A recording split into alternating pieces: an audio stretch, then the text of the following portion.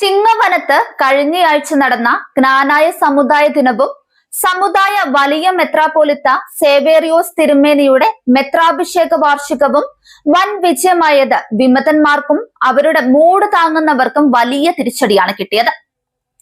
അവരുടെ എല്ലാം ഉറക്കം കെടുത്തി. ഇത്രയും ജനബാഹുല്യം കൊണ്ട് സദസ് സമ്പുഷ്ടവും മുഖ്യമന്ത്രിയെ കൊണ്ട് ഈ പരിപാടിയുടെ വേദി ഇത്ര പ്രൗഢഗംഭീരവും സമ്പന്നവുമാക്കാൻ കഴിഞ്ഞതിൽ സഹായപക്ഷത്തിന്റെ വിമത പ്രവർത്തനം ചെറുതായി കാണാൻ കഴിയില്ല.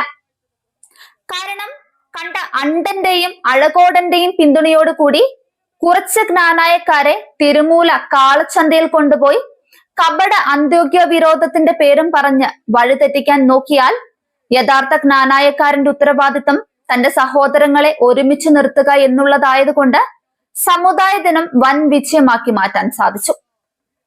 അതുകൊണ്ട് തിരുമൂല കാളച്ചന്തയിൽ നടത്തിയ പരിശ്രമത്തിന് ദൈവം 30, 60, 100 മേനി ചിങ്ങവനത്തിന് കൊടുത്തു. അതുകൊണ്ട് ചുണ്ടങ്ങ കൊടുത്ത് വഴുതനങ്ങ വാങ്ങിക്കുന്ന പരിപാടി ഇനിയെങ്കിലും വിമതന്മാർ നിർത്തുക. ജ്ഞാനായ സമുദായത്തിലെ ജനങ്ങളുടെ സമയത്തിന് വലിയ വിലയുണ്ട്. കാരണം ഇത് അതിരുകളില്ലാതെ 14 ലോകങ്ങളിലും വ്യാപിച്ചു കിടക്കുന്ന സമുദായമാണ്. വല്ല കോഴിച്ചന്തയിലും ഇനി ജ്ഞാനായ സുവിശേഷ സമാജത്തിന്റെ പുനരാവിഷ്കരണം സംഘടിപ്പിച്ചത് കൊണ്ട് ഒരു പ്രയോജനവും ഉണ്ടാകില്ല.